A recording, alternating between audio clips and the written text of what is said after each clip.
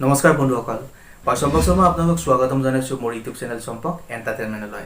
বন্ধুসকল আমি সকলোৱে গমেই পাইছোঁ যে বৰ্তমান কৰোণা ভাইৰাছে মানুহক মৃত্যুৰ ফালে ঠেলি লৈ যাই আছে। তিলকৈ মানুহ মৃত্যুমুখত পৰি আছে। ক্ৰমান্বয়ে এইটো বাঢ়িয়ে আছে। পজিটিভ ৰেগুলাৰ ওলাই আছে। বন্ধুসকল আপোনালোকে সদায় গমেই পাই আছে নিউজত। কিন্তু তাতকৈ ডাঙৰ এটা সমস্যা হৈছে যে নিবনুৱা সমস্যাটো। আপোনালোকে অনুমান কৰিব পাৰিছেনে যে এতিয়ালৈ কিমান মানুহৰ চাকৰি গ'ল? আপুনি জানেনে যে বৰ্তমান মই খবৰটো পোৱা সময়খিনিলৈ 25 কৰোৰ মানুহৰ চাকৰি গৈছে। আপোনালোকে ভাবি চাইছেনে যে তেওঁলোকে কি কৰিব? তেওঁলোকে সংসাৰ, তেওঁলোকৰ ফেমিলি কেনেকৈ তেওঁলোকে চলাব? সেইলৈ এতিয়া বহুত ডাঙৰ সমস্যা হৈছে বন্ধুসকল। আপোনালোকে আমি নভবাকৈ এনেকুৱা এটা ডাঙৰ সমস্যা বৰ্তমান আমাৰ সন্মুখত আছে যিটো একো পাৰ নাই।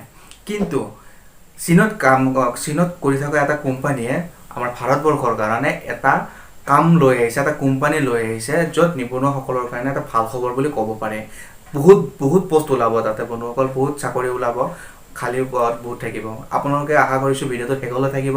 গোটেইখিনি কথা যদি বুজিবৰ মন আছে মই আপোনালোকক সেইখিনি কোৱাৰ কাৰণে চেষ্টা কৰিছোঁ। গতিকে আপোনালোকে এবাৰ ভিডিঅ'টো শেষলৈ থাকক আৰু ভিডিঅ'টো উপভোগ কৰক। গোটেইখিনি কথা আপোনালোকে বুজি পাব বন্ধুসকল। তেনেহ'লে আহক ভিডিঅ'টো আৰম্ভ কৰোঁ।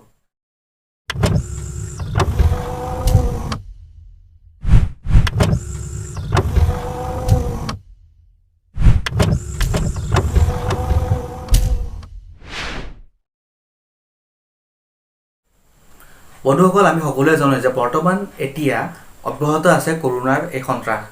কৰোণা ভাইৰাছক প্ৰতিহত কৰিবলৈ লকডাউন 31 মেলৈকে বৃদ্ধি কৰিছে। লকডাউনৰ ফলত এতিয়া স্থবিৰ হৈ পৰিছে স্বাভাৱিক জীৱন যাত্ৰা। আনকি এতিয়া বহুতে কৰ্মসংস্থাপন হেৰুৱাৰ আশংকা দেখা দিছে, যিটো কথা মই আপোনালোকক কৈছোঁৱে যে 25,000 মানুহে অলৰেডি 25 কৰোৰ মানুহে অলৰেডি চাকৰি হেৰুৱাইছে। কিন্তু তাৰ মাজতে আহিছে এটা ভাল খবৰ। আৰু ভাল খবৰটো এইটোৱে যে চীনত কাম কৰি থকা এটা প্ৰতিষ্ঠানে এতিয়া ভাৰতত নিজৰ ব্যৱসায় আৰম্ভ কৰাৰ কথা চিন্তা কৰিছে, যাৰ ফলত দেশত বহু নিবনুৱা সংস্থাপনৰ দুৱাৰ মুকলি হোৱাৰ সম্ভাৱনা আছে। মোবাইলৰ উপকৰণ প্ৰস্তুত কৰা লাভা ইণ্টাৰনেশ্যনেলে কয় যে তেওঁলোকে চীনত তেওঁলোকৰ ব্যৱসায় এতিয়া ভাৰতলৈ উভতাই আনিব। গতিকে এইটো এটা খুব ভাল খবৰ। আৰু লগতে প্ৰতিষ্ঠানটোৱে ভাৰতবৰ্ষত 800 কোটি টকা বিনিয়োগ কৰিব বুলিও ঘোষণা কৰিছে। ফলত কোম্পানীটোত নতুনকৈ প্ৰায় 700 নিবনুৱাই কৰ্মসংস্থাপন লাভ কৰাৰ সম্ভাৱনা আছে বুলি লাভা ইণ্টাৰনেশ্যনেল অধ্যক্ষই জনাবলৈ দিছে। তো বন্ধুসকল বাতৰিটোত মই এইখিনি পাই পেলাই আপোনালোকক জনাইছোঁ। আশা কৰিছোঁ আপোনালোকে অলপ হ'লেও ইয়াৰ পৰা উপকৃত হ'ব পাৰিছে। চাওক, কোনো চাকৰি দিওঁ বুলি দিব নোৱাৰে, জাষ্ট এটা প্ৰচেছে কৰা যায়। তো মই সেইটোৱে আপোনালোকক কৰিবৰ কাৰণে চেষ্টা কৰিছোঁ, কাৰণ বেলেগ আমাৰ হাতত একো উপায় নাই। এতিয়া এনেকুৱা এটা সমস্যা হৈছে যে খাব নাপাই পেলাই মানুহে ছুইচাইডৰ নিচিনা এটা পথ বাছি ল'ব লগা হৈছে, আত্মহত্যা কৰিব লগা হৈছে। আপোনালোকে কেইদিনমান আগত নিশ্চয় এটা নিউজ পাইছে যে মাস্ক কিনি দিব নোৱাৰাৰ ফলত বাপেকজনে আত্মহত্যা কৰিব লগা হৈছে। গতিকে এইটো বহুত ডাঙৰ এতিয়া হৈ গৈ আছে, বহুত ডাঙৰ এটা প্ৰব্লেম হৈ গৈ আছে। সেইটো আমিতো বন্ধ কৰিব নোৱাৰোঁ, কিন্তু কিবা এটা কৰাৰ কাৰণে চেষ্টা কৰিছোঁ বন্ধুসকল। যদি ভাল পাইছে ভিডিঅ'টো লাইক কৰি দিয়ক, আৰু যদি ভাবে যে এইটো ভিডিঅ' আগলৈ ফৰৱাৰ্ড কৰিব পাৰি তেনেহ'লে প্লিজ এবাৰ শ্বেয়াৰ কৰি দিয়ক, যাতে কাৰোবাৰ এইটো সহায় হয়। আশা থাকিল বন্ধুসকল আপোনালোকে মোক সহায় কৰিব বুলি।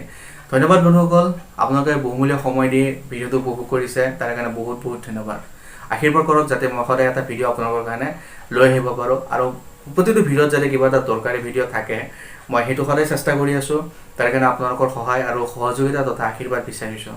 আজিৰ কাৰণে বিদায় লৈছোঁ বন্ধুসকল।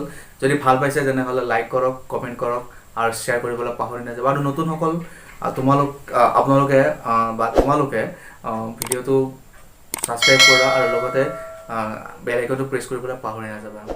ধন্যবাদ।